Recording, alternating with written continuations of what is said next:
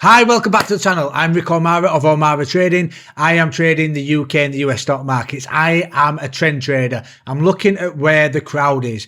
Right now, I'm struggling at finding a trend. This is a horrible market condition. We get them sometimes, but it's okay because we're going to help each other through the markets. We're always digging deep into different sectors, different areas of the market to try and find where that crowd is. So give me a like and subscribe if you want to join in on what we're doing, how we're navigating this market. We're working on this together. Today, I want to focus on one thing, the UK market, because for the last couple of years, most of us, including myself, have been focused heavily in the US. AI, mega caps, big volatility, big trends. That's where all the action has been. That's where all the big money was. But markets don't stay one-sided forever. And as swing traders, we don't marry one market. We follow opportunity and we adapt. So the question I'm asking right now is it time to seriously start looking at other areas, maybe the UK? Not because it's exciting, but because it might be quietly setting up. Now, remember who we are. We are swing traders. We're not forecasting GDP for the next 5 years. We're not building complicated discounted cash flow models for the year 2032. We're trying to answer one question. Where is capital likely to flow next? Because when capital flows, trends form. And when trends form, we trade them. So let's look at what's actually happening. The US market is dominated by technology and growth stocks. A handful of mega caps, the Mag 7, that drive huge amounts of performance in the market. The UK is built very differently. The FTSE is heavily in banks, energy, mining, consumer staples and healthcare. You've got companies like Shell, BP, HSBC, Rio Tinto, Unilever, AstraZeneca. That means the UK doesn't need this AI hype to move. It responds more to interest rates, global demand, dividends and valuation. And right now, that structure might actually be an advantage. Recent UK economic data has been soft, as we've seen this week. I use a site called tradingeconomics.com to have a look at what macro news is coming out globally, but I mainly concentrate on the US, the UK and the Eurozone. It's a free site that I use that I just thought I'd share with you. Go check it out if you want to learn more and research macroeconomics. It shows us that GDP is weak, but still positive. Investment is down.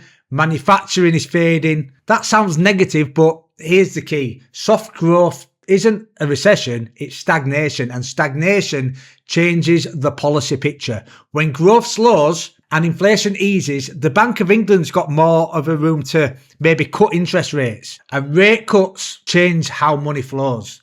If you're new to this, here's a simple logic. When rates fall, mortgages get cheaper, borrowing gets easier, property looks more attractive, future earnings are valued more highly, investors move into other areas, maybe riskier assets. So if the Bank of England cuts before the Federal Reserve, that could make the UK assets relatively more attractive. Not because the UK is booming, but because policy is becoming more supportive. I saw this morning that NatWest has reported, and their tone was quite steady and measured and confident. They said that the UK economy is still growing, unemployment remains low, and inflation is moving in the right direction. Households still have saving buffers. That matters because banks sit at the centre of the economy. They see mortgage demand, they see business lending, they see defaults, they see savings behaviour.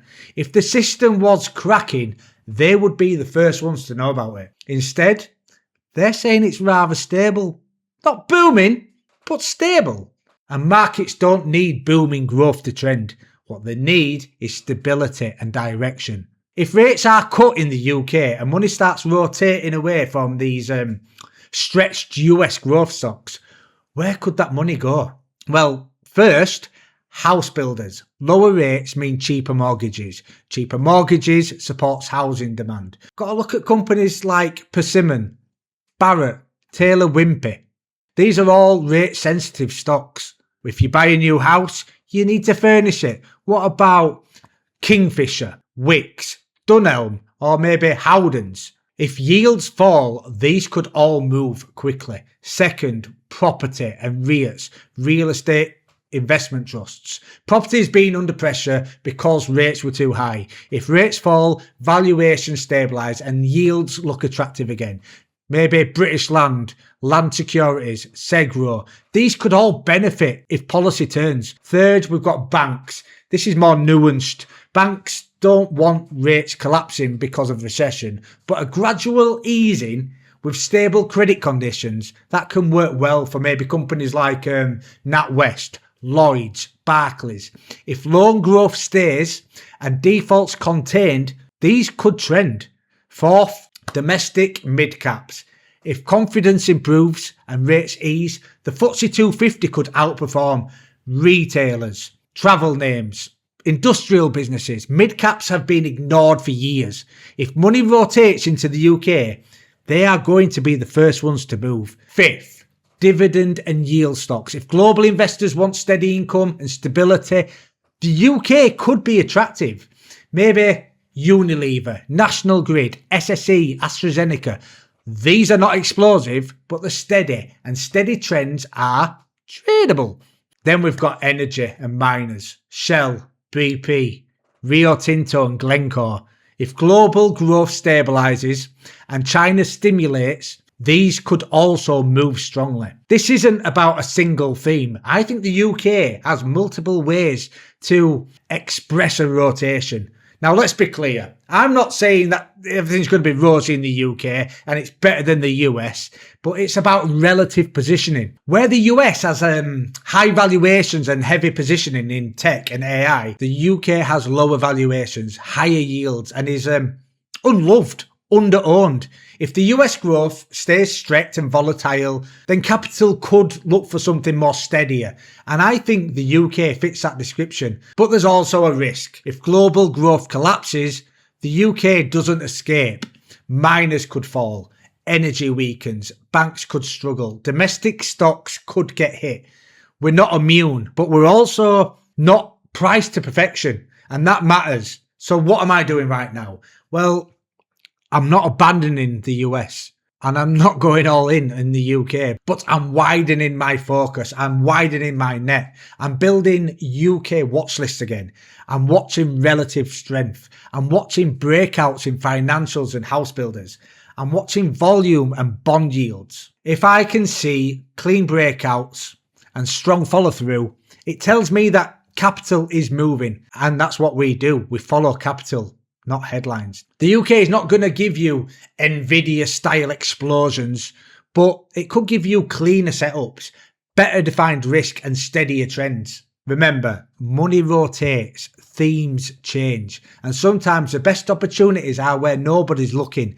And right now, I think it's time to start looking at the UK properly again. I'm digging, I'm building watch lists, and when I see something clean, I'm going to share it. If you want to know more about what I do, follow my journey through the financial markets, give me a like and a subscribe, and let's work on this together. Listen, times may be tough at the moment, but I can guarantee they're going to get better. That's what we do here. We wait and watch with patience. That enables me to live the life that I want to live. This isn't the part where I'm going to snap to another scene of me standing next to a Lamborghini. This is me spending time with my kids without a boss breathing down my neck. If I can pay my bills, I think so could you. I'll see you in the next one. And remember, if you're on social media and you're seeing some guy sat on a yacht showing you stupid chart patterns, just swipe to the next one.